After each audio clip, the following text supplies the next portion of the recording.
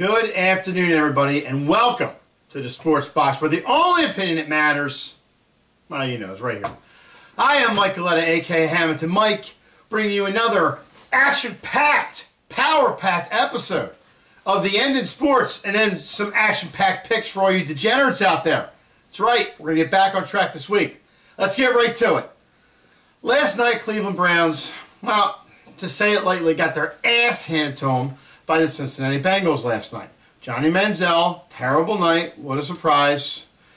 They announced today, Coach Pettit, that they do not know who the quarterback's going to be, McCown or Manziel. I'm going to vote for none of the above because I think they both stink. He also announced that Manziel is a better quarterback out of the pocket and not staying in the pocket. Were you watching the right game I was last night? When the guy rolled out of the pocket last night, he got destroyed.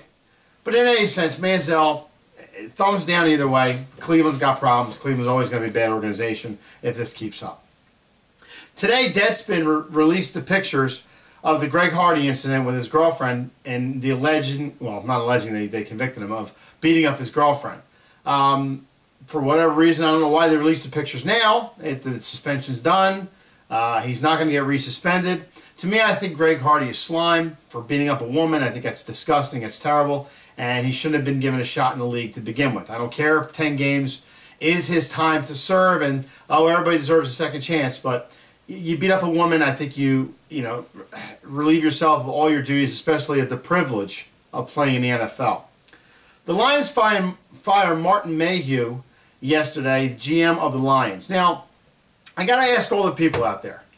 The Detroit Lions, another bad organization because they can't get things on track recently. Okay, they go over to London, they get their butts handed to them by Kansas City. They fired so many people: the offensive coordinator, the special teams coach. Now they fired Martin Mayhew.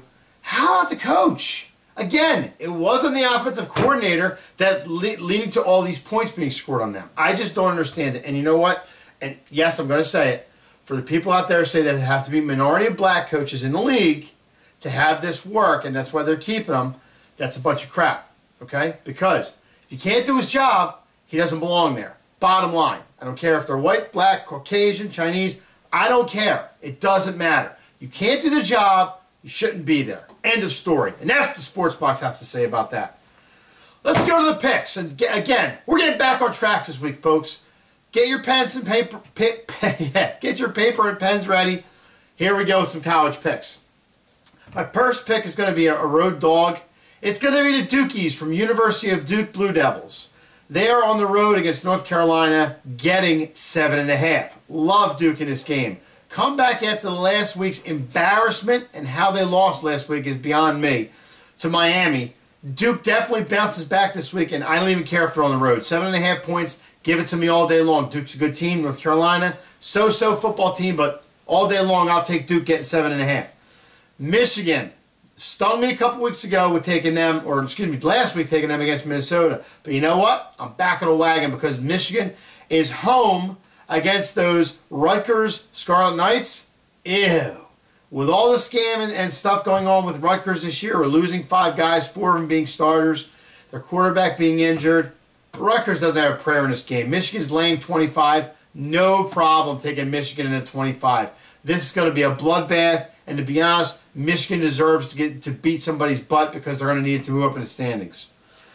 As I said at the end of my last show, don't screw TCU. TCU is on the road this week at Oklahoma State. Last week, this was supposedly an Oklahoma State look-ahead game. It wasn't for them, but TCU on the road giving 6 is going to make their mark on why they should be in the top 4. TCU wins this game, wins it easily. Take TCU minus 6 points over Oklahoma State. Home, we're going to go with a little different route this year, and a lot of my buddies know that I like this team, and they cover a lot of the time. I'm going to take the home favorite, or excuse me, yes, the home favorite, Middle Tennessee State, the Raiders, giving minus 3 to Marshall. Marshall. Don't care. Marshall is a good team, but Middle Tennessee State is a good team at home. Take Middle Tennessee State minus the 3 points. And my last pick, got to go with those Utah Utes. you know what? They've dropped off the radar a little bit. You know, still people think they shouldn't be as far as they are in the standings right now. I'm taking them. +2 on the road against Washington. No doubt in my mind Utah's going to come to play that game. Take the Utes getting 2 points. Let's go to the NFL real quick. They got me last week. I'm gonna stick with them. I'm going to take those Oakland Raiders +4 over the Pittsburgh Steelers in Pittsburgh. Although Ben Roethlisberger was a little rusty last week, different things to that effect. Le'Veon Bell out of the lineup now. Big blow to Pittsburgh's already weak defense. I think Oakland is a team to be, I don't know about reckoned with yet. They still have a little bit of question marks, but you know what? This team can score, and if this team can stop Pittsburgh on defense, they can sure keep up with them on offense. I'm going to take Oakland +4 in a close game. I think Oakland can pull this one out. I'm going to take a home favorite, New England. Obviously, giving 15 to Washington. New England covers 90% of the time at home, and this is going to be no different. Washington going up there, beaten and banged up, do have a good defense, but in the way of the offense, I don't see it happening with Kirk Cousins. I just don't see Washington even being in this ball game. I think it's going to be a 31-10 score, which makes New England a favorite. Give the 15 points and take New England.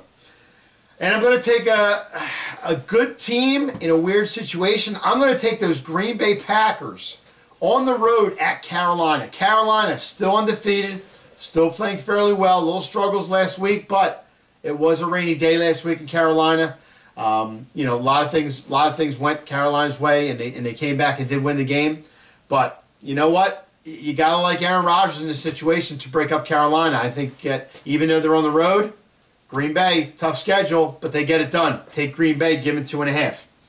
Going to take a home favorite this time, and it's going to be another stinky team. But you know what? I think they can pull it out. And believe it or not, they're our better team. I'm going to take those Tampa Bay Buccaneers getting the 2.5 points from those New York Giants. I think right now Tampa Bay, not as a whole, but are a little bit of a better team, even though they might be without Vincent Jackson on Sunday. I definitely think the Buccaneers have a shot of winning the game outright over the New York Giants. New York Giants come into this game, yeah, decent team, still banged up on defense though, and I just don't think that they're going to be a force in the league this year. Yeah, they have a shot at winning the NFC East, but I don't see it this week. I think Tampa Bay could win the game outright, but take the Buccaneers getting the 2.5 points. And my last game, the Monday Night Special, I'm taking the home favorite San Diego Superchargers, giving 5 points to the Chicago Bears. Even though they lost Keenan Allen, I just think Chicago comes in here in a situation where San Diego is playing a little bit better. Offensively, they're starting to get a little bit more jump. And guess what? Even though they lost Keenan Allen, I think Malcolm Floyd and Stevie Johnson step up for the Chargers. And the Chargers can get this game done, especially with Rivers throwing as much as he can. For all you fantasy guys out there, pick up Stevie Johnson and Malcolm Floyd if he's available. They're definitely going to get some work. But in that sense, I'm taking the Chargers, given the 4 points in the game. Well, that's all the time we have for the Sports Box today. Like I said, write in. Let me know what I'm doing right. Let me know what I'm doing wrong. You want to talk about NASCAR? You want to talk golf? You want to talk cricket? What the hell? I'll learn cricket. I don't care. Write in. Let me know what you're looking for. Let me know how the show's doing. Make sure you subscribe. Subscribing means that once you subscribe to the show, you'll get updates when new episodes come on. It doesn't cost you anything. Get your friends involved. Spread the word. Let them know about the Sports Box. Because remember, at the Sports Box, the only opinion that matters is right here. Take care. Take those picks. We're going to bounce back this week. See ya!